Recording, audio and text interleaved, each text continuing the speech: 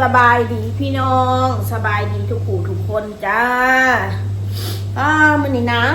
พี่น้องเอ้ยอากาศเย็นไปส่งน้องมานากลับมาแล้วกลับมาอยู่เพื่อนมานึ่งเข่าซักผ้าวันนี้เป็นวันอยู่บ้านเด้อพี่น้องเด้อมาเด็กไปใส่ซักผ้าเสร็จเพื่อสิแล้วคุณที่บ่ายนะค่ะครับพี่ซองตะกร้าพี่น้องค่ะลายมือเราบริษัทก็เลยคลิปนี้กับบ่มียังหลายมีแต่สิมาบอกพ่อแม่พี่น้องว่าน้องอ้นกับฮอดกรุงเทพแล้วฮอดบ่อยู่เมืองเศร้าแล้วน้องพี่น้องตอนนี้เพิ่นก็นอนพักผ่อนอยู่เมื่อยได้หนังรถเนาะพี่น้องเพิ่นสิฮอดกรุงเทพรถบัสรถทัวร์บ่คือรถส่วนตัวจากปวดเหี่ยวปวดฉี่ก็ลงแล้วเนาะพี่น้องแวะปั๊มหิวเมื่อไหร่ก็แวะมาก็คือเซเว่นเฮาเนาะพี่น้องบัดนี้ก็มีหน้าที่ไฟมันแล้วบัดนี้ค่ะมีหน้าที่ทำงานทำไปเนาะที่ได้หน่อยได้ร้ายก็เฮ็ดไปดีกว่าเดือดร้อนคนอื่นเป็นหนี้ก็หาใส่เองคือข่อยเป็นหนี้ข่อยก็หาใส่เองจนบ่เหลือหยังแหละพี่น้องคือเอาแหละคือเขาเจ้าว่ามาหั่นแหละสิให้เหลือได้จังได๋เนาะเป็นหนี้เป็นล้านเอาเป็นล้านว่าซั่นจริงๆคนเฮาเด้อเขาสิบอกให้ฟังอันนี้เขาสิอธิบายให้ฟังมันบ่แม่นว่าเอาเป็นล้านดอกเพียงแต่ว่ามันมีเหตุจำเป็นที่ต้องใส่เงินมันก็จำเป็นหลายอย่างว่าซั่นเฮาก็บ่สามารถที่จะเว้าให้พ่อแม่พี่น้องเข้าใจได้เนาะบางคนก็แบบสงสัยบางคนก็เกลียดมันไปเลยบางคนก็คอมเมนต์มาแบบในพื้นที่ส่วนตัวนะใน Facebook ก่อนนะทำไมน้องมนถึงเป็นคนแบบบ้านนี่ควรสิรักษาไว้ให้ลูกเพื่อนก็ควรสิรักษาไว้ให้ลูกแล้วทำไมพี่มีความรู้สึกว่าผลพิมพ์มาผลบอกมาแล้วเงาพี่น้องเงาพอปวดหัวพอกระอ่านเบิ่งสิ่งที่เล่าว่าออกมาFCคนนี้นะของบริหูจักเพิ่นเป็นการส่วนตัวเด้อพี่น้องเพิ่นว่าข่อยน่ะใช้ชีวิตประมาทใช้ชีวิตแบบมันบ่แม่นการมาใช้ชีวิตประมาทข่อยก็เคยบอกไว้แล้วเรื่องดินกับที่นี่ว่าข่อยนะไหนบอกว่าจะเก็บไว้ให้ลูกแล้วพอทีนี้นะขายหมดเลยว่าสันเขาก็เลยสิว่าให้ฟังเรื่อยเรื่องบางเรื่องกับมันเป็นเรื่องส่วนตัวในครอบครัวบางครั้งการเป็นห่วงก็ก้าวไก่เกินไปมันก็ไม่ดีนะคะชีวิตข่อยก็หู้อยู่แมนข่อยใช้ชีวิตประมาทข่อยยอมรับเรื่องบางเรื่องสิ่งที่เจ้าว่ามามันก็ถูกเบิดนั่นแหละแต่อะไรมันก็แก้ไขแล้วไม่ได้ไปแล้วมันสายไปแล้วเพราะว่ามันบ่มีผู้ใดสิมายื่นมือซอยเฮาได้ตลอดเวลาเฮาลำบากถามว่ามีบ่มีในระยะที่เฮาลำบากมีคนซอยเหลือเราไหมก็มีเราก็เก็บไว้ถามว่าเนรคุณคนบ่การที่ว่าเนรคุณคนอ่ะเราก็ต้องมองหลายๆมุมว่าเป็นยังคือเนรคุณเพราะว่าบางครั้งคนที่ให้เงินเฮาก็บ่สามารถสิมาเป็นเจ้าชีวิตเฮาได้เสมอบ่แม่นการที่คุณให้เงินเราแล้วคุณอยากพูดอะไรใส่เราคุณก็พูดคุณอยากใส่สิทธิ์อะไรก็พูดบางคนให้เราเยอะมากกว่าคนที่ใส่สิทธิ์กับข่อยนะเขายังไม่พูดอะไรเลยนะFC ข่อยมีทุกมุมโลกผู้ให้เงินก็มีอยู่อเมริกาก็มีอยู่ไสก็มีว่าซั่นซะไม่เคยบ่นไม่เคยว่าผู้เขาให้มานะ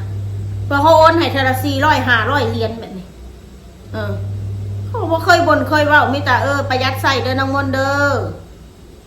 เอาไว้เผื่อเจ็บเผื่อเป็นแน่เด้อเงินคำเวลาข่อยมีของก็ซอยเจ้าได้อยู่เวลาข่อยบ่มีของก็บ่ได้ซอยเจ้าเด้อมิตรเพิ่นบอกสิ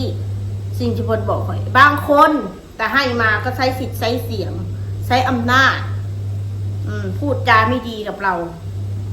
ข่อยก็บ่อยากเอาคือกันแบบนี้ว่าข่อยเนี่ยเราคุ้นพ่อข่อยเที่ยงกับว่าข่อยเที่ยงบางครั้งบางคราวเจ้าของบริเวณเจ้าชีวิตเขาว่าพื้นสิว่าพื้นคนที่ว่าว่าข่อยนี่บ่รักษาเฮือนไว้ให้มานานแล้วจนลูกก็ต้องมานั่งลำบากตลอดไม่มีที่ซุกหัวนอนเว้าเสือข่อยปานนี่แหละพี่น้อง ไม่มีที่ซุกหัวนอนเงินที่มีอยู่ที่ได้จากส่วนต่างก็อีกไม่นานก็คงต้องหมดกระเบิดนั่นแหละของคนต้องกินต้องใช้มันก็ต้องเบิดคนมันต้องกินต้องใช้มันเป็นไปบ่ได้ดอกสิบ่ให้มันเสียมันซ้ำเก่ามันก็เป็นไปบ่ได้เงินมันไม่ได้มากมายอะไรจักสิเฮ็ดอะไรเนาะพี่น้องเบิดกับเบิดแล้วเบิดกับหานี่คือคู่มือนี่ก็หาเฮ็ดอยู่บ่เป็นบ่เฮ็ดงานการก็คือเฮ็ดนั่นแหละกับ YouTube เนาะเป็นหลักได้มากเท่าไรก็คือว่าให้ฟังแล้วบ่อยากว่าลายทุกคนเกิดมาก็ต้องมีหนี้มีสินเพราะว่าเฮาบ่ได้เกิดมาในแบบว่าเขาเอิ้นอะไรในครอบครัวที่หั่งที่มีว่าซั่นนะเฮาเกิดมาแล้วเฮาทุกข์เฮายากอย่างน้อยก็ถึงเฮาสิบ่มีบ้านอยู่คือคนอื่นเขาเฮาก็เศร้าอยู่ไปก่อนก็บ่แน่ก็จะเผาดูถูกกันจะเผาเหยียบกันคนเฮามันบ่อยู่แค่นี้ดอกพี่น้องเอ้ยชีวิตคนเรามันมีขึ้นมีลงเวลาขึ้นก็เผาคั่วไว้เวลาลงมันก็ลงสุดๆนั่นแหละเวลาบ่มีก็คนเกลียดพอมีก็อิจฉาดูถูกคือเก่าแม่นมีหรือบ่มีก็ดูถูกบ้านหลังนั้นก็คือข่อยเว้าหั่นน่ะใจหนึ่งก็เสียดายใจหนึ่งก็ขึ้นไปขึ้นมาค่ะบ่ล่ะเขาว่าตั้งแต่ไปอยู่หันมันเฮ็ดให้ข่อยถูกใจมากกว่ามันอยู่แล้วมันบ่สบายใจมันอยู่แล้วมันทุกข์ใจถึงจะอยู่บ้านหลังใหญ่โตแต่มันทำให้เราไม่สบายใจมันทำให้เราเป็นทุกข์สิ่งใดที่พ่อเขาปล่อยวางไหนปล่อยวางคนที่เช่าบ้านอยู่เหมือนเราก็เยอะแยะขอแต่เฮาถ้ามีปัญญาเช่าบ้านอยู่แล้วบ่เดือดร้อนไผนะโอเคเขาจะว่าเป็นคนอยู่ส่วนคนอื่นสิว่าเช่าบ้านอยู่สิว่าเฮาบ่มีปัญญาน่ะก็แล้วแต่มันน่ะนะเพราะว่าการใช้ชีวิตเฮาเนี่ยคือผัวกับเมียคือข่อยกับบ่าวเพชรถามว่าข่อยกับบ่าวเพชรมีปัญหากันบ่ผัวเมียกับมีแต่กับเฮากับอดทนเพราะว่าหยังเฮาอยู่นำกันไอ้เพชรเราก็บ่มีไผของบ่ได้มีไผญาติพี่น้องก็มีแต่ทางแม่แค่นั้นแหละชวนผัวข่อยสิคือเห็นนั่นแหละค่ะต่างคนต่างอยู่เขาก็บ่ยุ่งกันคือทอดปูก็ไปหาเอาเพื่อนซ่านของพี่แต่จนเกลียดน้องมนไม่รักษาคำพูดว่าซั่นถ้าเจ้าอยากให้ข่อยอยู่เพื่อนหลังนั้นจะคือบ่โอนเงินมาให้ข่อยล่ะเขาโอนเงินมาให้ข่อยแหละข่อยก็บอกนะเด้เพื่อนข่อยเขาก็บอกทุกสิ่งทุกอย่างนะเด้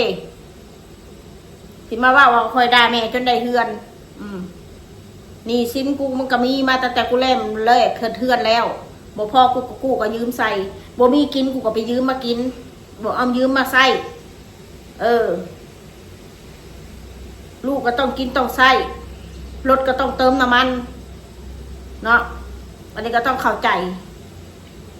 ผู้ใดบ่เข้าใจครอบครัวก็แล้วแต่หรอกพี่น้องข่อยนะเข้าใจมากที่สุดบ่มีก็บ่เป็นหยังตะกี้ข่อยบ่มีข่อยก็ยังบ่เห็นเป็นหยังพูดง่ายว่ะแต่ตอนนี้มันไม่เหมือนแต่ก่อนเดี๋ยวนี้เธอมีลูกเธอมีน้องมานะเอาแล้วคนอื่นที่เขาไม่มีล่ะพอสิถามคืนน่ะบัดนี้คนอื่นที่เขามีลูก4-5 คนล่ะบ้านเขาก็ไม่มีที่เขาก็ไม่มีรถเขาก็ไม่มีอ้าวพอสิถามคืนน่ะบัดแล้วเขาอยู่กันยังไงเขาคืออยู่ได้ซะถึงคนบ่มีเพื่อนรถเขาก็ยังมีขี่อยู่ของกินเขาก็ยังได้กินอยู่นะแซ่บๆก็ได้แต่ก็มีคอมเมนต์อันหนึ่งเราบอกมาเราบอกดีพี่น้องเราบอกว่าการใช้ชีวิตจะประมาทเราเวลาก็ให้มีเวลามีก็ให้เก็บเพื่อเจ็บเพื่อเป็นวันข้างหน้าอายุเรามากขึ้นอันนี้นี่แหละคือคนเขาแนะนำที่ดีน้องมนเวลาอายุเรามากขึ้นทุกวันการเจ็บการป่วยก็ยังเข้ามามันก็เหม็นความเพลินอันนี้ค่ะเวลาเขาเจ็บเขาป่วยมาเขาไปหายืมใครบ่ได้แม้แต่พี่จะน้องเขายืมบ่ได้เพราะว่ายังเขาบ่มีเขาต้องนึกเห็นใจเขาคือกันพี่น้องเขาก็ลำบากเนาะจะเสียมาจะใช้ถ้าว่าพี่น้องคอยจีบพึ่งผ้าได้กับสินี่ไพ่มีแต่นั่งอ้วนน้อยอ้วนใหญ่แค่นั้นที่ว่าคอยพึ่งผ้าได้พี่น้องคอยได้อันนี้ก็แม่คอยแม่มอนพึ่งผ้าได้กับเล็กๆน้อยๆเสียให้มาเป็นเงินเป็นหมื่นเป็นแสนนี่ก็บ่ได้แล้วเพิ่นก็บ่มีถ้าว่าพึ่งผ้ากูไปประเทศลาวมีเงินอยู่กูนอนน้ำพี่น้ำน้องกูนอนน้ำแม่กู เฮือนแม่เขาค่ะเขาจะไปอยู่ก็อยู่ได้เพราะมันเป็นเฮือนมูลอุ้ยใครมีสิทธิ์ว่าซั่นซะข่อยก็มีสิทธิ์เต็มร้อยจักอยู่ก็อยู่น้ำอายบ่มีก็บ่เป็นหยังคนเฮามันอย่าไปยึดติดกับอีหยังผิดว่าจังได๋ล่ะพี่น้องเขาก็เว้าบ่เป็นมีแต่ทำหน้าที่ปัจจุบันนี่ดีที่สุดมันบ่มีผู้ใดฮู้หยังดอกกับครอบครัวข่อยเรื่องบางเรื่องเขาก็บ่ได้จำเป็นต้องเอามานั่งเว้าให้ซุเจ้าฟังทุกเรื่องนะว่าทำไมต้องเสียบ้านทำไมต้องเสียที่ดินจริงๆนะถ้าว่ากูอยากเอาดินหรือเฮือนกูไว้แล้วกูก็เอาไว้กูรำคาญเข้าใจปะสิ่งนั้นคือกูรำคาญกูตัดปัญหาซะไปว่าเสื้อเขานะแม่บัดนี้สุสานสีเหลืองแห้งเหลืองกว่าเก่าเลยเนี่ยเขาทาสีใหม่แห้งเหลืองกว่าเก่าสู้ไปเบิ่งเลยเด้อสั่งหน่วยมือปราบปรามสุนัขเขาไปเบิ่งซะหน่วยชุดสอบแนมเขาไปเบิ่งเดียวนี่ค่ะแห้งเหลืองกว่าเก่าไม่ต้องมาเว้าสกูดอกบ้านนี้คุณนายบ้านเช่าแล้วบ้านนี้ก็อดเอากูก็บ้านกูก็ต้องมีละสักวันหนึ่งตอนนี้กูมีหน้าที่หาเงินผ่อนงวดรถกูก็ผ่อนไปบดงวดรถเมื่อใดคนแหละกูก็สิได้เป็นไทยเนาะแค่นั้นแหละเงินเก็บกูก็อยู่ในรถนั่นแหละบ้านนี้ค่ะหน่อยก็สร้างมันเผื่อมันเบิดงวดเรือหน่อยถ้าได้ก็สร้างมันดังน้อยมันก็ขายได้ก็ได้เงินเป็นก้อนอยู่รถตู้นะแค่นั้นแหละแค่5-6 ปีบ่โดนดอกพี่น้องแป๊บเดียวตราบใดเขายังมีรายได้อยู่อย่าไปย่านอย่าไปกลัวมันสิ่งข้างหน้านี่อย่าไปกลัวมันสิ่งที่กลัวที่สุดคือกลัวย่านบ่มีกินนั่นแหละตราบใดบ่มีกินน่ะมื้อนั่นแหละคนอื่นเขาสิแนมเห็นว่าเขาเป็นหมาตราบใดเขายังเป็นที่พึ่งพาอาศัยคนให้คนมาพึ่งพาอาศัยเขาได้พี่น้องเขาพึ่งพาเขาได้เขาก็ยังว่ามีความเป็นคนอยู่ในโตอยู่เอาละว่าซ้ำนี่แหละไม่ต้องว่าดูดอกFC ก็หลายคนหายจากข่อยย้อนข่อยปล่อยเลื่อนปล่อยซ่านมาสั่นคิดไม่เป็นว่ะใช้ชีวิตประมาทป้านว่าโตนี่มาหาเลี้ยงครอบครัวเขานี่คิดในแม่ว่าใส่เขานะเอาซ้ำนี่เด้อ